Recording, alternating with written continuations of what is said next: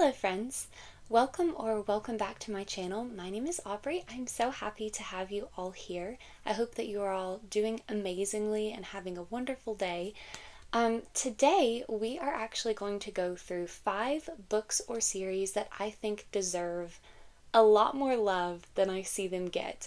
And I'm talking specifically on BookTube because that is where I see most of the bookish content that I am involved in. I see a lot of it on YouTube and then some on Instagram, but these 5 books or series, they just don't really get talked about that I've seen. I will say that I do not watch everyone on BookTube, so if there are people who are talking about these, that just would make me so happy. That would be amazing. But the people that I tend to watch, and I do watch quite a few, don't really mention these, or at least they don't tend to get a lot of love like some other really popular books and series, and they also don't really get a lot of attention in like the special edition department. So I'll kind of explain as I go, but I just think that these books are amazing in these series and that they deserve a lot more attention than they are currently getting in like the BookTube space. So we're just going to go through them just in alphabetical order because that's just how I do things. So the first one that I want to talk about is The Angel of the Crows by Katherine Addison, and I have never heard anybody talk about this book ever. I actually found out about it because I was really interested in reading The Goblin Emperor, which is probably Katherine Addison's like most well-known book as far as I've been able to tell. And when I was looking up The Goblin Emperor and like looking up her backlist, I saw this one and the premise sounded absolutely incredible and right up my alley. So I actually read this before I read The Goblin Emperor and I love it so much. This book is very much a Sherlock Holmes retelling, but with supernatural elements to it. So it is a fantasy, but essentially, just as in the original Sherlock Holmes stories, we follow the perspective of his companion. So in this case, that is Dr. J.H. Doyle. So Dr. Doyle is the one telling the story. It's from Dr. Doyle's perspective throughout the entire thing in first person. And one day Dr. Doyle meets Crow, who is an angel. So in this world, there are a lot of supernatural creatures. I mean, you meet vampires, werewolves, hellhounds, all sorts of things in here. And so they very much live alongside humans in human society. But angels are very special because they have to be tied to a home in order to avoid falling. So they have to have typically it's like a building or maybe a group of people or maybe just a location like a park or something like that. There's actually an angel of a railway station in here. So they are tied to this location and that's sort of their identity is they protect it, take care of it. I'm sorry if you can hear Ezio crying. He's been really sticky all day and just wants attention. But the library is a mess right now because I'm filming a video that's going to hopefully come out next week and there are just stacks of books everywhere. So he's gonna have to stay out for the moment. It's okay, baby. It's okay. I can see his little paw under the door. It's okay, Ezio. But anyway, so the angels. If an angel loses their purpose, like they lose their connection to their location, they are at risk of falling, and fallen angels are extremely destructive. They can cause immense devastation. They can be very violent. It kind of depends on how they fall. So Dr. Doyle meets Crow. The interesting thing about Crow is that Crow does not have a location, and I can't remember what they call it.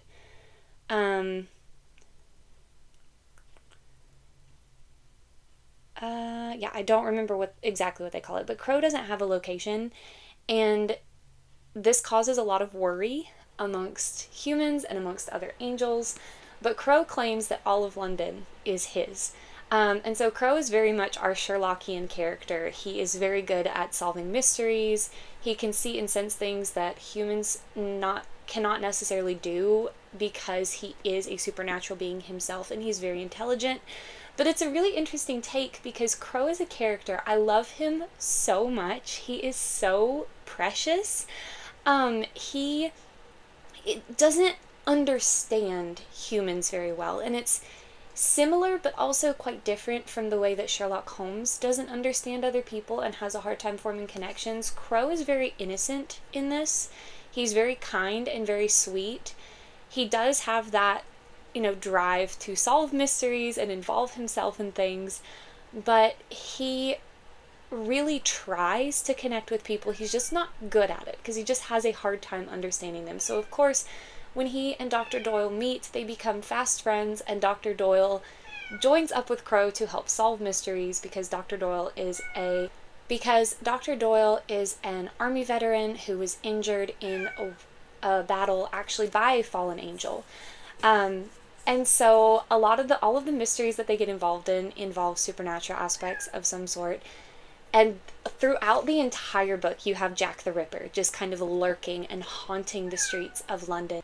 And he is just like, as they are solving all of these other crimes and all of these other mysteries, he is lurking in the background. And just, they keep seeing reports of the women that he is killing and them finding new bodies and stuff. So it's not by any means the most graphic book I've ever read, but I mean, there are descriptions of murders and body parts and things like that. So if that bothers you, then this one might not be for you. But if you like Sherlock Holmes, if you like murder mysteries, I think that this book is amazing. And the focus is not on the world building here. The focus is very much on our characters, but the supernatural aspect is definitely there. And I actually really like the way that Catherine Addison handles it here, because you're just kind of thrown in because you're reading from Dr. Doyle's perspective, and this is a world that everyone is used to, right? Like, this is the norm. The supernatural is just there. So when you meet a vampire or a werewolf, it's not considered unusual at all, and you don't need a whole lot of explanation for what they are and what they're doing.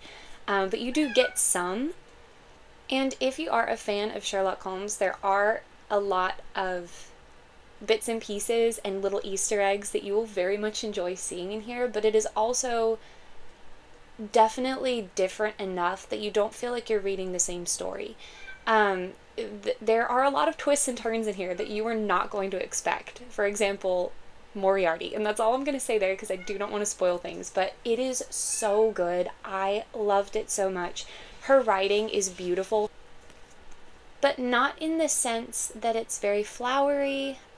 It's not that it is like these elegant, beautiful, poetic descriptions of things, but it fits the time period so well, and it's very eloquent, and I just love it. I think that this book is amazing, and it just breaks my heart that I don't really see anybody talking about it. I did look it up to see if it was a series because I really feel like it could be, and I did see a couple of reviews that were all very positive, and one of them was saying that the only thing that's wrong with this book is that there's not more of it.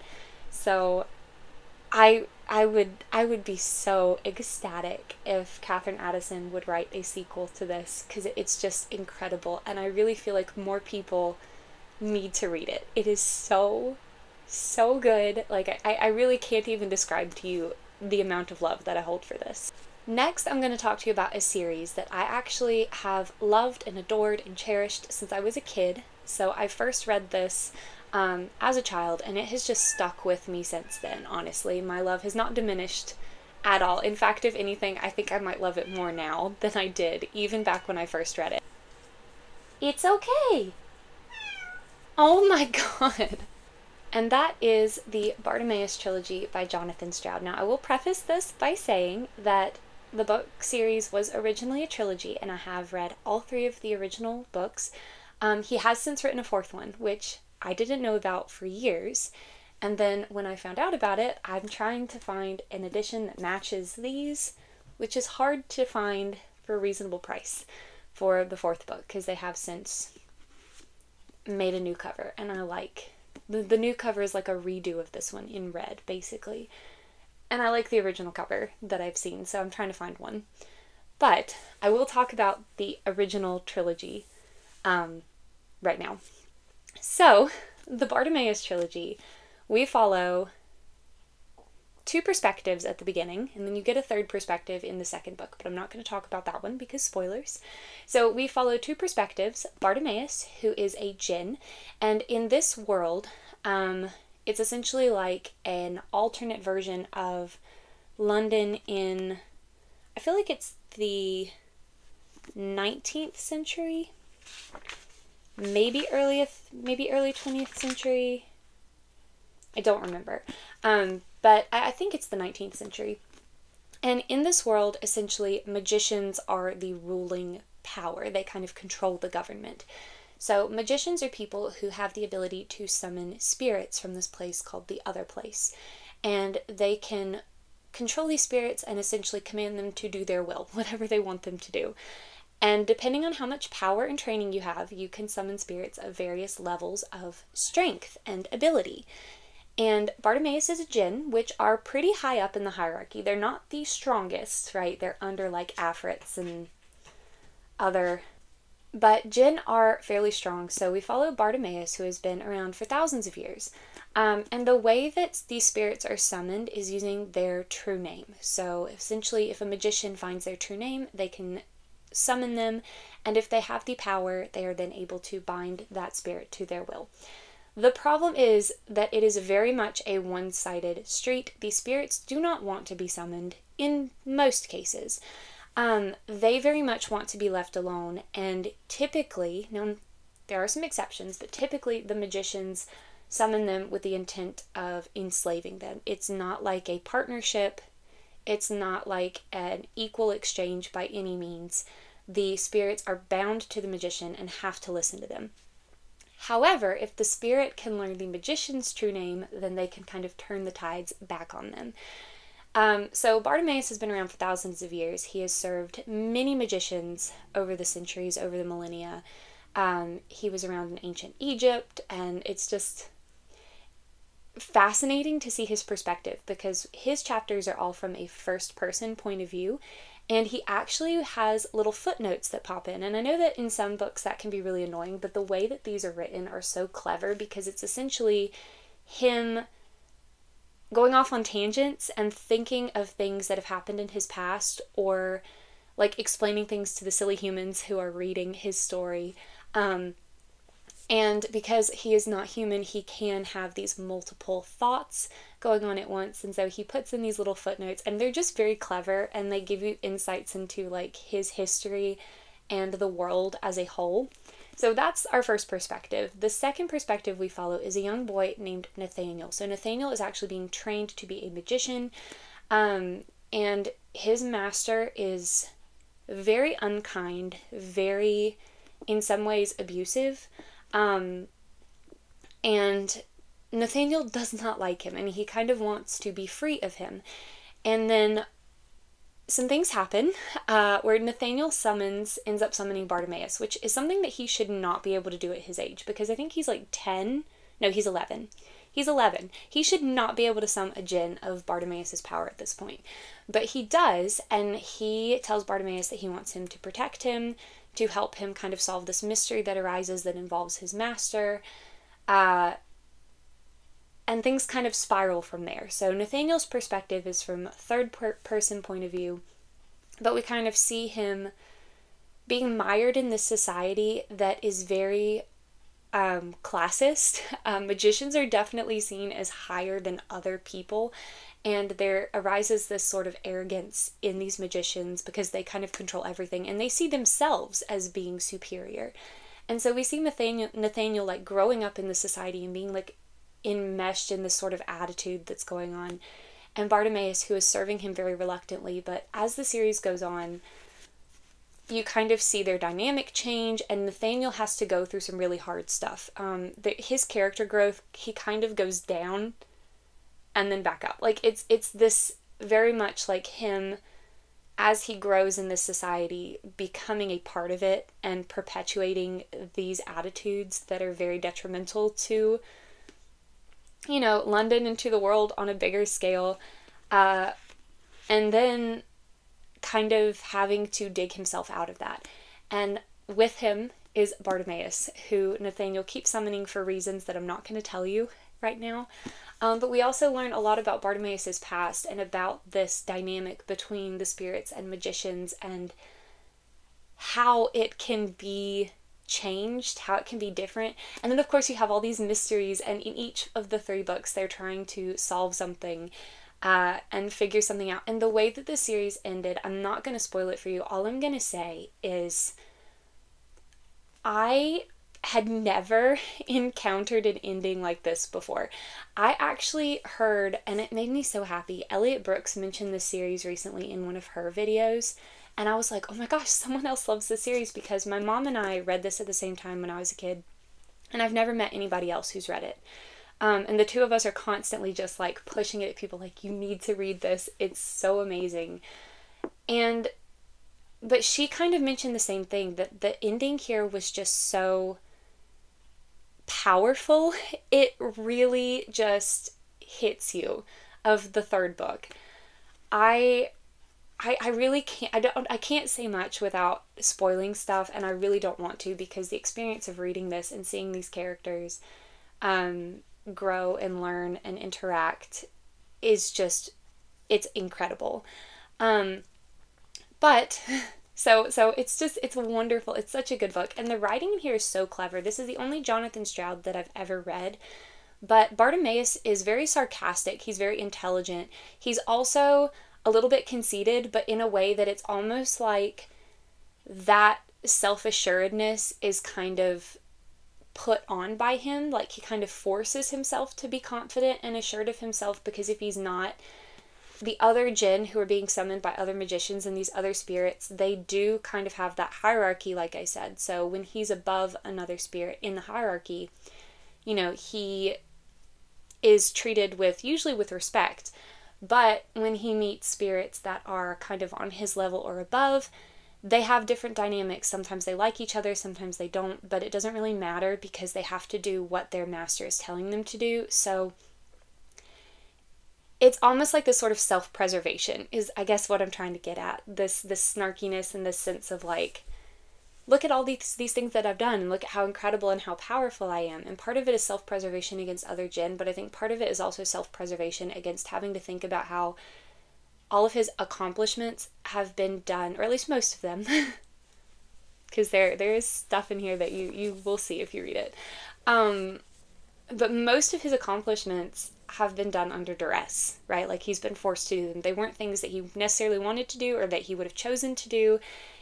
And so, yes, they are his accomplishments. He managed to, you know, defeat this army or steal this thing or protect this person. But can he really take pride? You know, like, can he take pride in them when they weren't his choice or they weren't his idea? So it's almost like this self-preservation there. So, but the writing is just so clever, and the 2 perspectives are very different. I was amazed as a kid to see how different Bartimaeus's perspective is from Nathaniel's, like even just the way it's written and the way that their voices work. It's so good. I genuinely, and it is middle grade, or maybe not middle grade, maybe young adult, but the books do grow with Nathaniel. It has very much that, like Harry Potter does, like they do get more serious in some ways. I mean, there are lots of serious things in this first book, but as Nathaniel ages, I feel like the story ages with him as well, and the questions that he's having to tackle and the things that he and Bartimaeus are getting enmeshed in. It's just so good. It's so good. And I need more people to read the series. I love it so much. And you can see I do have some really nice first edition hard copies that I found at a used bookstore, but this is my original paperback, and it is so beaten up and well loved. I love it. I love this series so much, and more people need to read it. And I would be ecstatic to get special editions of these. Honestly, I don't know that it's ever going to happen. I would be satisfied with just it being on more people's radar and more people discovering how wonderful it is. But it's so good. It's so good. So good.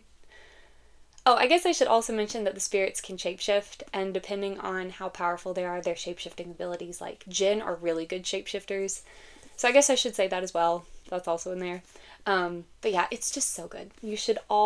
Everyone should read this. It's amazing. Next, I have another Catherine Addison book, and this is the first book in a series, but it's also the only one I've read out of this series. So I cannot speak to the series as a whole, only to this first book. But that is The Goblin Emperor. So this is the first book in the Chronicles of Ozreth. The rest of the books that are out so far in the series are part of like a series of their own, The Cemeteries of Amala, which is a sequel series to this book. So you don't have to read those to read this. And you should read this one first if you're interested in those. I'm definitely going to read those because I love this book. I love it so much. So as I mentioned earlier, this is the first book I had heard of by Catherine Addison. It's what led me to The Angel of the Crows. And I really wanted to read it ever since I first heard about it. And then I heard more and more people talking about it, like Elliot Brooks and stuff. But it's still, even though I feel like people know about it, and it does have a Subterranean Press special edition, a Broken Binding special edition, but I feel like I don't hear a lot of people talk about it on BookTube. There's not like all of this praise for it like some other series get, and I think it really deserves it. So The Goblin Emperor is very much a political fantasy, but it is also very character focused, and I think the balance between those two elements is so amazingly done in this book. So we follow Maya, who is the youngest son of the emperor of like the Elven Kingdom. But Maya is not treated well by his family. He actually doesn't even live with them. He has been kind of relegated to this estate kind of way far out of the way, being raised by a cousin who is very abusive towards him, very unkind. He's spent his whole life pretty much isolated since the death of his mother. The reason is because Maya's mother was a goblin from a different kingdom. So she was not elven. And the marriage between her and the emperor was very much a political match after the emperor's previous wife passed away. And Maya's dad did not like his mom. He does not like Maya. So he's kind of been raised away from court. He hasn't really had a lot of training except what his cousin kind of deigns to give him. And he doesn't have a lot of self-confidence. He's just been treated very badly. So at the beginning of this book, Maya finds out that his dad and 3 older brothers have all been killed in an accident. Their airship has crashed. So there is like a steampunk element in here because we have airships and mechanical inventions and stuff. It's really interesting. And so Maya is suddenly now the emperor. He is the emperor of the entire Elven Kingdom, and he now has to enter into court to navigate it with very little training, with kind of all of these odds stacked against him because people in court know that his dad never intended for him to be his heir. He never intended for him to take the throne. And because he is half goblin, he has to, deal with some prejudice and stuff. So this book is very much, like I said, a political fantasy. There is conspiracy, there is political maneuvering here with Maya trying to figure out how to rule, and then opponents within his court pushing back against him and trying to seize power for themselves. But it's also, like I said, so character focused because Maya is precious. He is such a genuinely good person, and he is kind of figuring out how to redefine his position as emperor in a way that he approves of. So he's pushing back against these societal issues towards like women because he does have several sisters who can't take the throne, and so he has never really met them. He meets them. He's having to deal with what they are being forced to do. He struggles a lot with what he's being told he's supposed to do and what he wants to do. And there's also he meets people in here who want to help him, and it's so wonderful, and I just love it. I love Maya, and he has these 2 guards, well, there are 4 of them, but they are essentially they dedicate their entire lives to the emperor. So essentially two of his guards are warriors and two are mages, and so at any given time he has one warrior and one mage with him. And so he has to navigate this sense of like being very much alone in court, but he has these people who are kind of on his side and forming relationships with them, and it's just so wonderful to see people realize who Maya is as a person and come to appreciate him. And I love it so much. I love it so much. And I'm also a sucker for protectiveness in books, if that makes sense. Like having someone who, you have one character who these other characters kind of will do anything to take care of them and protect them for whatever reason. And I only like it when the character that's being protected is a good person, which Maya definitely is. But it's so good. And like I said, her writing, it is really beautiful in this way that's not very flowery. And I like flowery writing, so I'm not trying to like bash that or say anything bad about it, but it's just really interesting. And she does incorporate this language, like an elven language, into this book. There's actually like a guide at the front that kind of tells you how to pronounce things. So like the names are not pronounced necessarily how you would in English. And they have like titles and stuff that they attribute to different people depending on like their ranking and, you know, who they are. And it's so interesting. The world building in here is fascinating. And like with The Angel of the Crows, it's not done in a way that like, it's just explaining things to you all the time, because you're following Maya, who, this is in third person, so it's not in first person, but you're still following Maya very closely. And he is used to this, right? Like this is his world.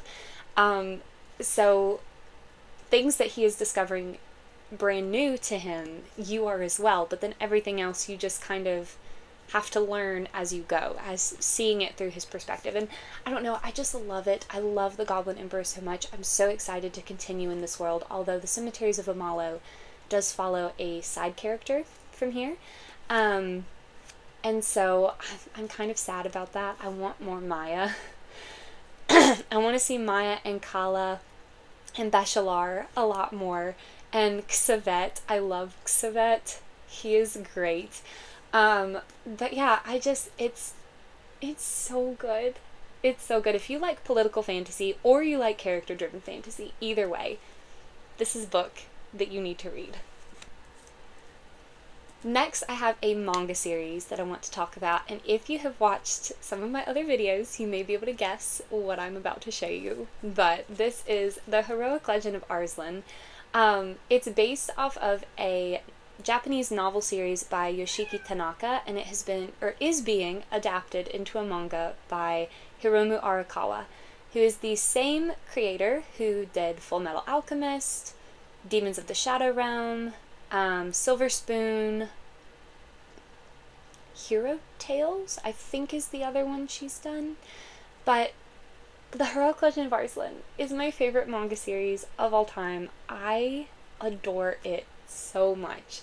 So in this series, we follow Prince Arslan, right here on the cover, who, when he is 14, when he is 14, his kingdom is invaded by a nearby kingdom and taken over, and he is forced to go on the run. So he's the crown prince of Pars, which is very much based or inspired by ancient Persia. So we have a lot of like Middle Eastern desert settings here, and it's beautiful. Like the clothes they wear and the marketplaces and the architecture, it's so good. So he is forced to go on the run with nobody but a knight from Pars named Darian. I love Darian so much. So Darian is an elite knight. He is one of the best of the best. And he essentially takes Arslan and flees to protect him when they're involved in this big battle, and they very handily lose the battle. So they're going on the run, and they join up with one of Darian's friends named Narcissus and his ward Elam, and then some other people that they meet along the way. And essentially they are trying to retake Pars and free Pars from this invading, conquering force. That is essentially the basic setup for the series, but it is so much more than just a war story. And now I will say it's very, very violent. Very violent. And it is in manga form, so it is got a lot of, it is illustration based. And the violence is not shied away from. So if you are very squeamish and don't like violence, this may not be for you. I just, want to put that out there because I don't want anyone to get upset by this. But it is very violent when they are fighting. Like, they are in an era where you fight with swords and bows and arrows and lances and spears and all of that. So maces. So, like, it's very bloody, like taking off limbs, all of that kind of stuff. It's very violent. And they do use horses a lot for cavalry, so there is a lot of animal death in here, so also just be aware of that. But if you are okay with war stories, you need to read this. And like I said, it's more than a war story. It does have a lot of battle in here, so it has a lot of action and a lot of fighting. But at its core, I feel like this series is about two things. Number one, it is about found family and character development and just Arslan and his friends. Arslan, again, is like Maya, is such a good person.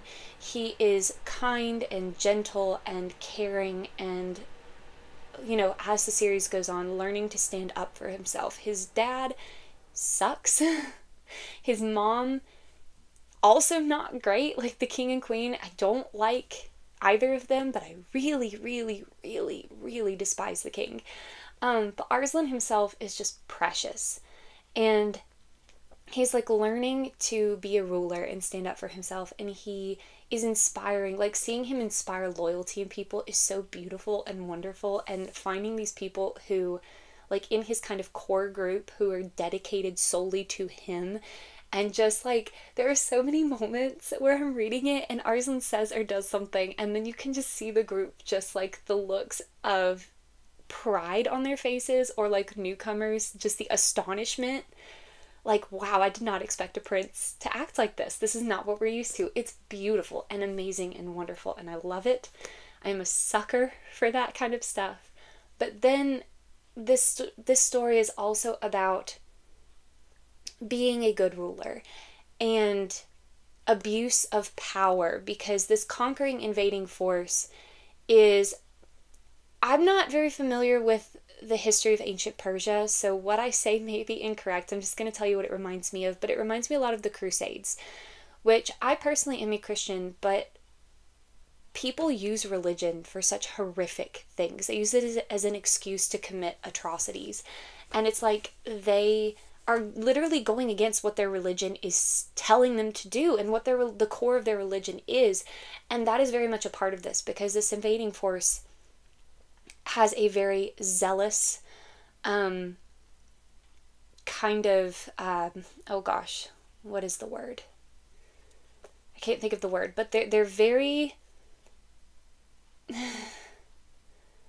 they're very, very, very controlled by their religion in a way that, like, the people in power can control their citizens and have them do whatever they want just by telling them that this is what their religion demands, if that makes sense. And it's very much like, we want to take down anyone who doesn't believe in us. That's like their excuse for this, like, war that they've started and conquering these other countries, is like, we're trying to bring this religion to them, right? Like, these people don't believe, so we need to fight them and force the religion on them for their own good, and if they don't listen to us, we'll kill them, and just all these awful things. But really, it's very much about power and who holds power and how people use power and how they control other people with it, if that makes sense. And then also just the contrast between them and Arslan, and also between him and his dad, who also is very much like, I have the power because it's my birthright and I deserve it. Not, I have the power and I want to use it in the best way possible, but you listen to me because I'm in charge. I am the Shah, I am the king, you obey me. Not, let me try to use the power that I've been given to do the best by all the people I have power over, which is very much Arslan's perspective. So it's so good. And then you have some characters who, there's a character in here, I'm not going to say who they are, but you meet them very early on and learn things about them as you go through the series, and they are part of this invading force because they truly believe in their religion and they truly want to help and do good. But as the series goes on, they're seeing that they cannot trust people of power to tell them about their religion. They need to look at the text and look at what their religion is actually about. And it's like this divide between what people tell you and what you know is right in a lot of ways. In that character, and them realizing, hey, what's being done here is actually not for my religion, and it is not what we should be doing. This is not how we should convince people to listen to us. And then with Arslan, who is like, I have power. How can I use it to benefit others? And it's just so good. And it's also enmeshed in this like war. So like I said, you have all of these battle scenes and you're seeing, and I will say, it is not realistic. It is definitely got fantasy elements. Like Darian and the other Marsben, who are like the really elite knights of Pars, their fighting abilities are not realistic by any means. But I'm okay with that. I do not mind an overpowered character. And Darian is definitely overpowered, but it's so good, and the way people react to Darian, if you can't tell, I love Darian. Besides Arslan, he's my favorite character in this. The way people react to him is like, if they know who he is, they're like, oh no, run. And if they don't know who he is, they try to take him down, and then they're like, oh, never mind. And it's just so good. And I cannot explain to you how much I love it. It's wonderful. And the artwork is incredible. Like, let me find something that's not war focused and just show you. So,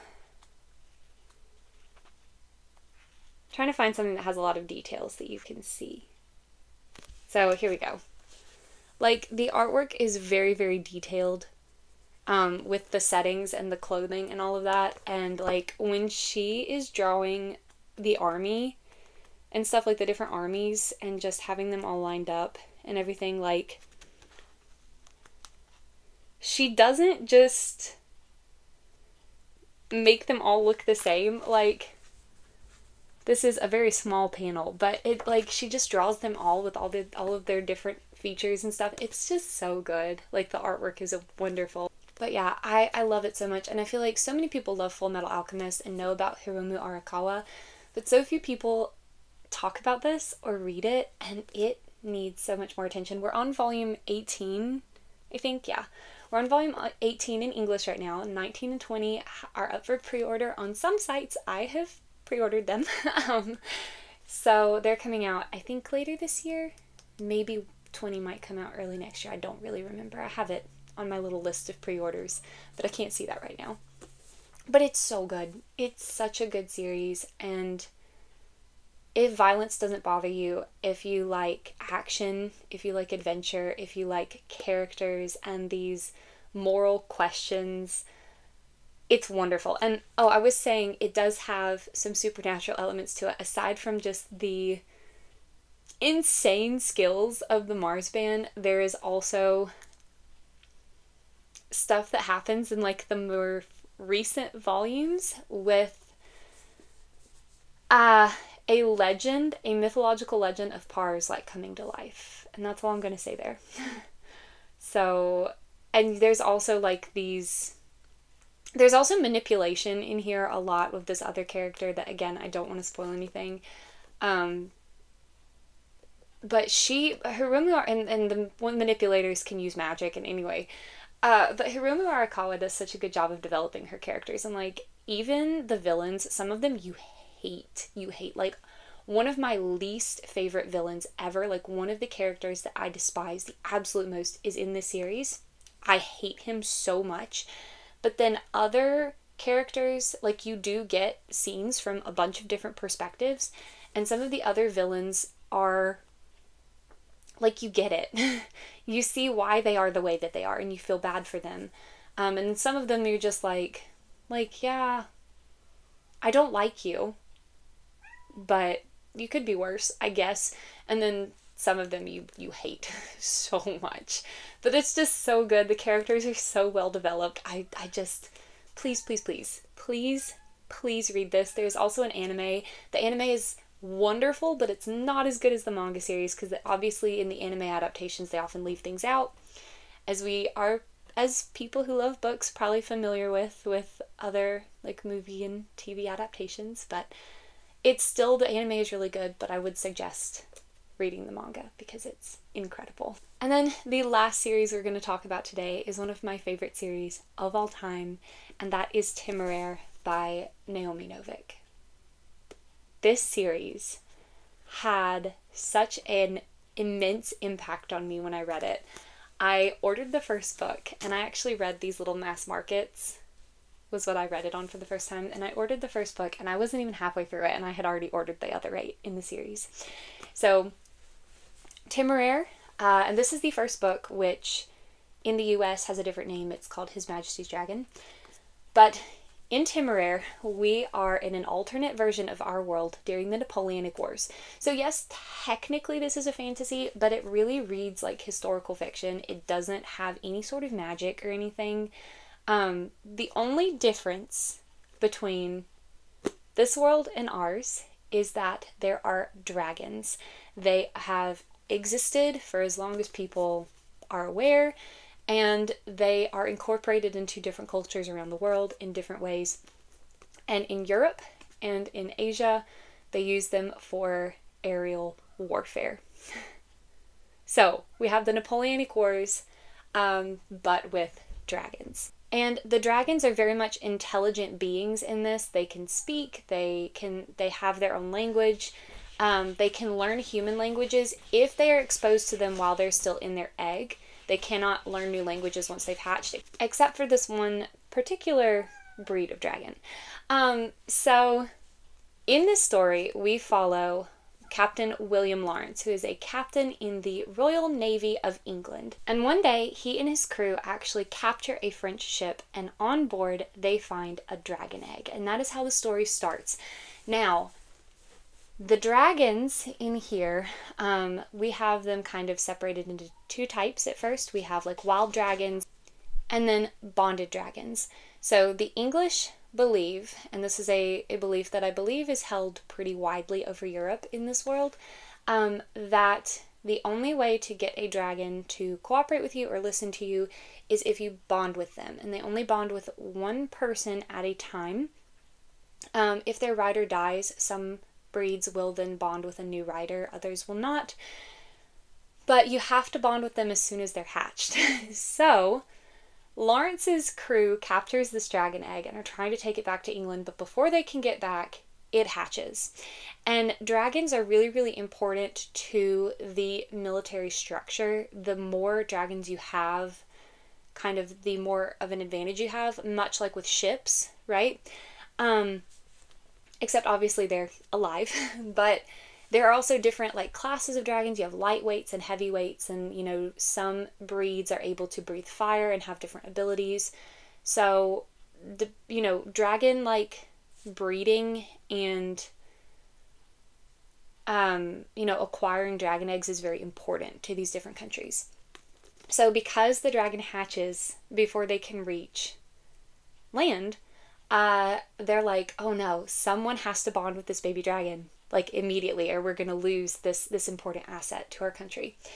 And the baby dragon ends up bonding with Lawrence, and he names him Temeraire.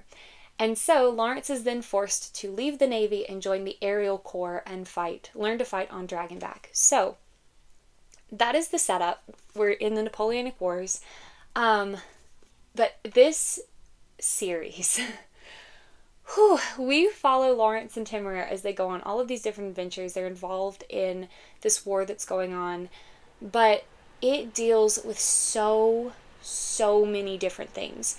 We have this discussion of morality in times of war, right? Like the contradiction between following orders and doing what you know to be right, and when do you need to do which.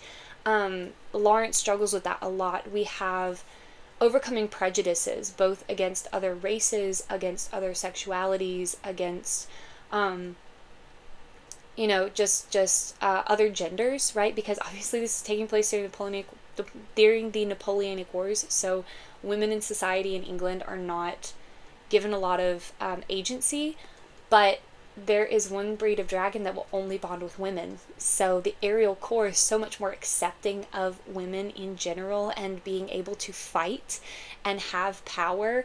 And Lawrence is now exposed to that, which he's never been before.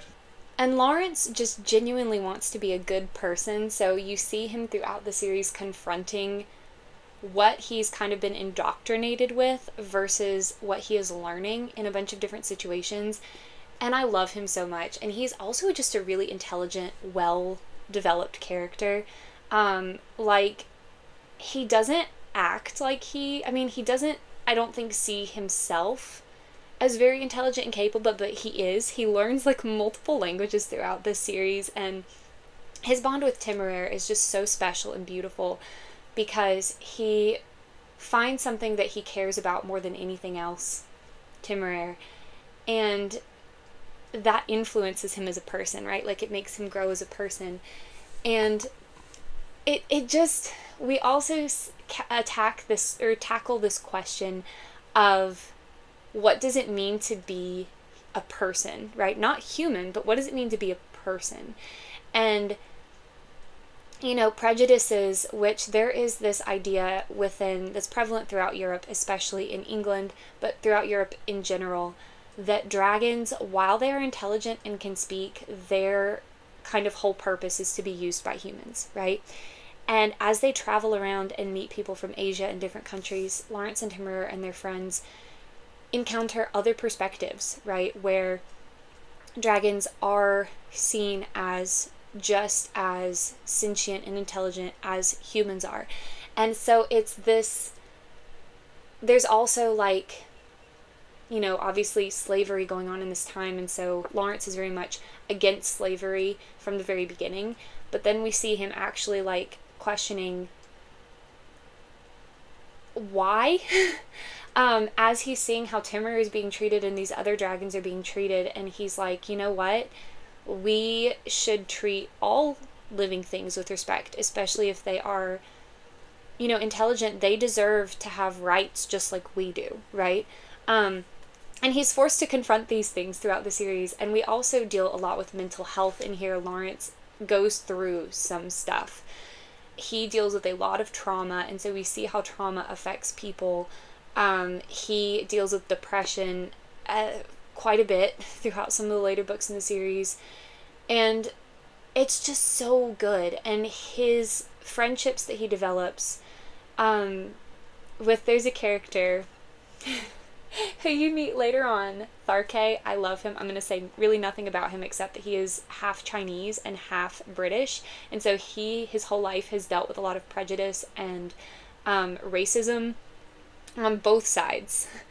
And I love him so much. And so it's so well done. And just the questions that this series deals with, and I mean, it's also, it's not just that, it's also definitely this epic adventure story. We have seafaring adventure. We have battles on Dragonback. They travel all over the world. And you get to see the world building in here. I don't know how Naomi Novik did this, but the way she incorporated dragons in all of these different cultures around the world and showed how the presence of dragons would have altered them or would have changed them or would have affected them, it's insane. I mean, I cannot even imagine trying to come up with all of this. It's so good.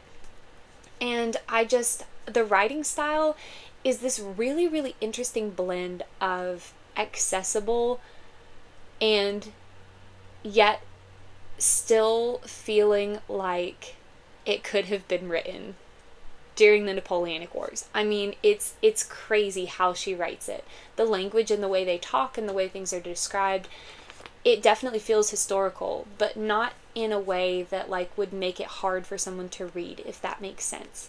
It's so good. It is so good. It is one of my favorite series of all time, and I really just feel like so few people read it. I've never met anyone else who's read it, except I gave the first book to one of my friends and he kind of got into it.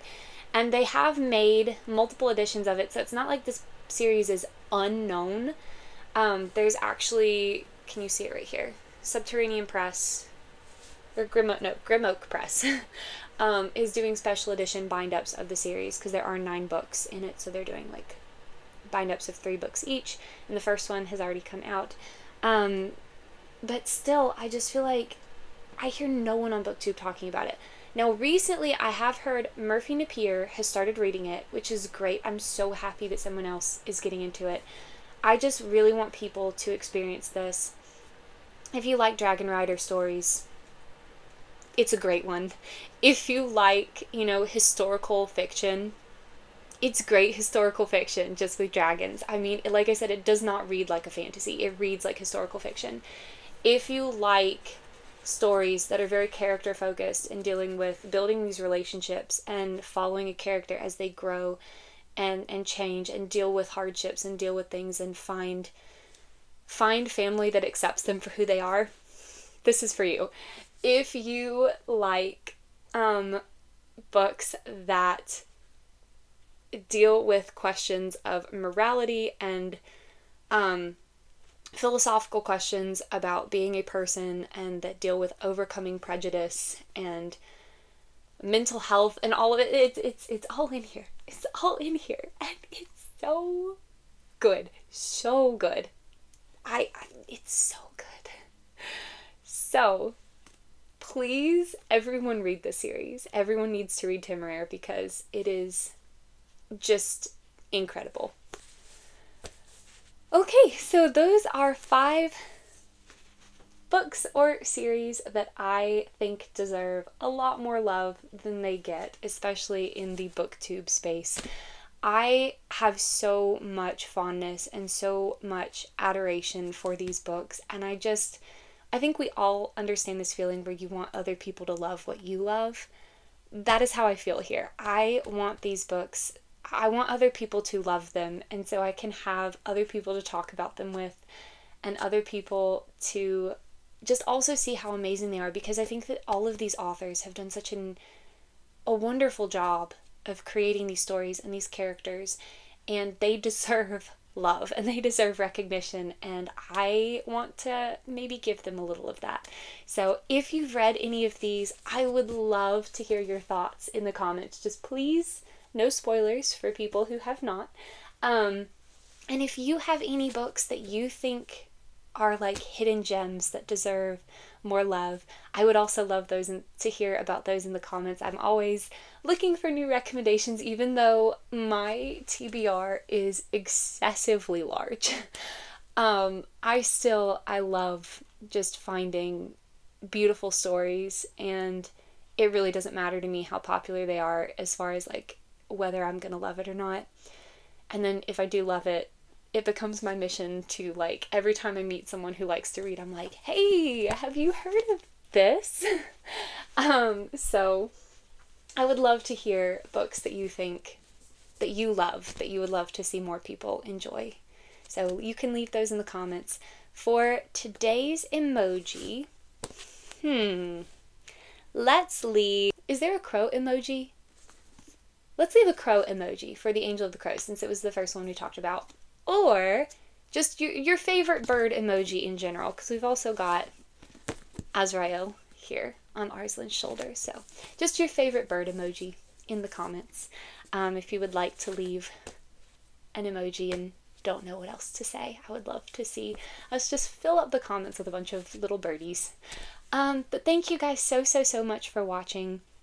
I really appreciate you being here and letting me rant at you all about some of my loves. I hope that you are all having a wonderful day or a wonderful night wherever you are, that you are all just enjoying life, and, you know, that you are all finding wonderful things to read and wonderful stories to engage with. And I will see you in my next video. Bye!